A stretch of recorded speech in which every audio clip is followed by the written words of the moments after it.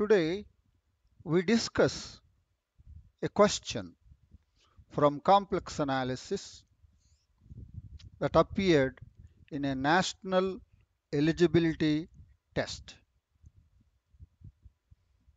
This question has appeared in NEET National Eligibility Test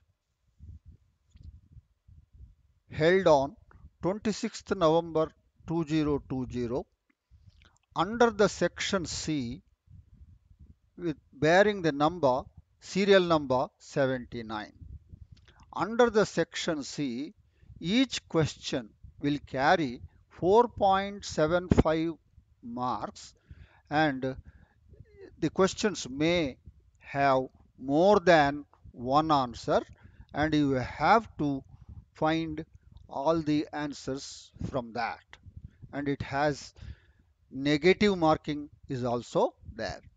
Let's get into the question.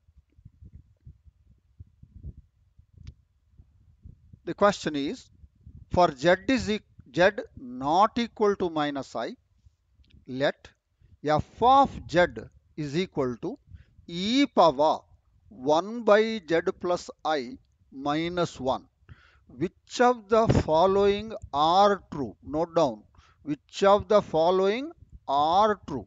More than one answer may be there. Sometimes only one answer also may be there. So which of the following are true? So options are: option 1, f has finitely many zeros. Second, f has a sequence of zeros that converge to a removable singularity of f. Option 3, f has a sequence of zeros that converge to a pole of f. Option 4, f has a sequence of zeros that converge to an essential singularity of f.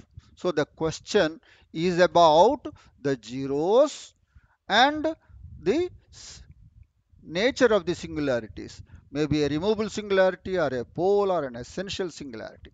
So this comes under the section zeros and singularities of the analytic functions. We'll discuss this in detail. Solution: we have the given function f of z is equal to e power 1 by z plus I minus 1 z not equal to minus I. Note that it is an exponential function and e power 1 by z plus I is there. Therefore, f of z is analytic everywhere in the whole of the complex plane except at z is equal to minus I. Now, z is equal to minus I is an isolated singularity of fz.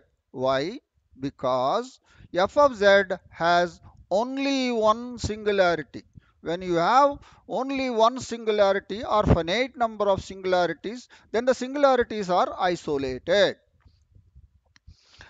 Now, z is equal to minus I is an isolated singularity. An isolated singularity can be a removable singularity or a pole or an essential singularity. How do we decide? We decide by writing the Lorentz expansion of the fz and looking at the principal part of the Lorentz expansion of f of z. So for that, the Lorentz expansion of f of z about z is equal to minus I is f of z is equal to e power 1 by z plus I minus 1 is equal to 1 plus 1 by z plus I plus 1 by 2 factorial into z plus I whole square plus so on so forth minus 1. Minus 1 plus 1 cancels and you will get 1 by z plus I plus 1 by 2 factorial into z plus I whole square plus so on so forth. That is the Lorentz expansion of f of z about z is equal to minus I. We continue.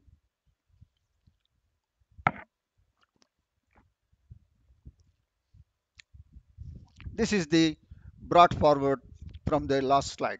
The Lorentz expansion of f of z about z is equal to minus I is f of z is equal to 1 by z plus I plus 1 by 2 factorial into z plus I whole square plus so on and so forth. What do you observe? Notice that the principal part has infinitely many inverse powers of z plus I. 1 by z plus I, 1 by z plus I whole square, so on and so forth. How many terms are there? Such terms? The terms which are the inverse powers of z plus I, how many are there? Infinitely many. Such part is called the principal part. If the principal part has no terms, then it gives a removable singularity. When the principal part has finitely many terms, then it gives a pole of finite order. If the principal part has infinitely many terms, then you will get an essential singularity. So notice that the principal part has infinitely many inverse powers of z plus I. Therefore, z is equal to minus I is an isolated essential singularity of fz. So z is equal to minus I is an isolated essential singularity. Z is equal to minus I is an isolated singularity. Now we have decided z is equal to minus I is an essential singularity. Therefore, it is not a pole and it is not a removable singularity because it has infinitely many negative powers of z plus I.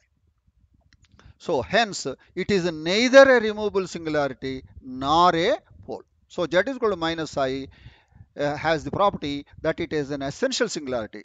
It is neither a removable singularity nor a pole. Now, now we discuss about the zeros of fz. The zeros of fz are given by f of z is equal to 0. So the zeros of f of z are given by f of z is equal to e power 1 by z plus I minus 1 is equal to 0. You solve for it and what is the value for z. So this will imply e power 1 by z plus I is equal to 1. Minus 1, push it to the other side.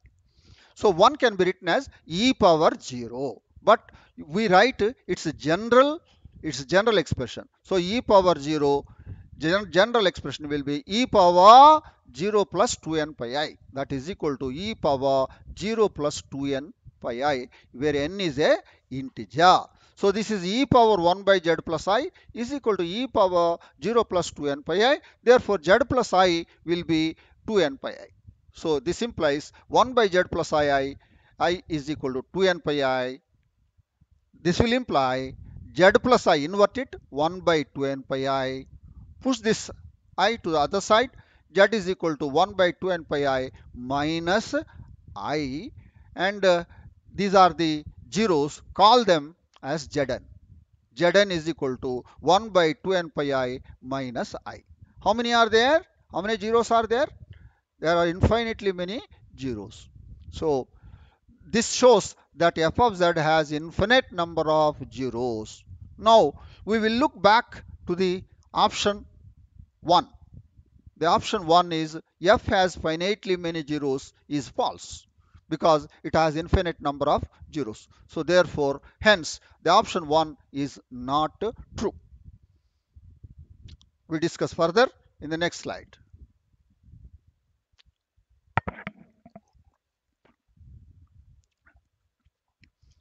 We have seen the zeros of fz are given by Zn is equal to 1 by 2n pi I minus n, where n is a integer.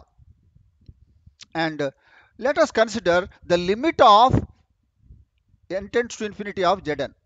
So whether that means we want to see whether Zn is going to converge or not.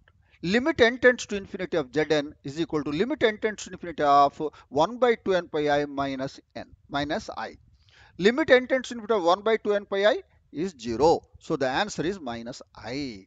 So thus fz has a sequence Zn n is equal to 1 to infinity of zeros that converge to minus I, where minus I is an essential singularity. So that means Fz has a sequence of zeros that converge to an essential singularity is our conclusion. So let us look at the options, and especially the fourth option. F has a sequence of zeros that converge to an essential singularity of F. Therefore, option 4 is true. And option 2 and 3. What are the options 2 and 3? F has a sequence of zeros that converge to a removable singularity. F has a sequence of zeros that converge to a pole. So Z is equal to minus I is the only singularity that is an essential singularity. Therefore, Z is equal to minus I is not a pole and is not a removable singularity. So therefore, options 2 and 3 are not true, since Z is equal to minus I is neither a removable singularity nor a pole. So our final answer is option 4. It is very surprising. Normally, under this section C, more than one answer will be there, but in this case, only one answer is possible. So this comes to the end of the discussion on this problem. I hope that you liked the problem, you have understood the argument given by me, and go home and do some more problems on these lines from a standard textbook. I wish you all the best. Thank you.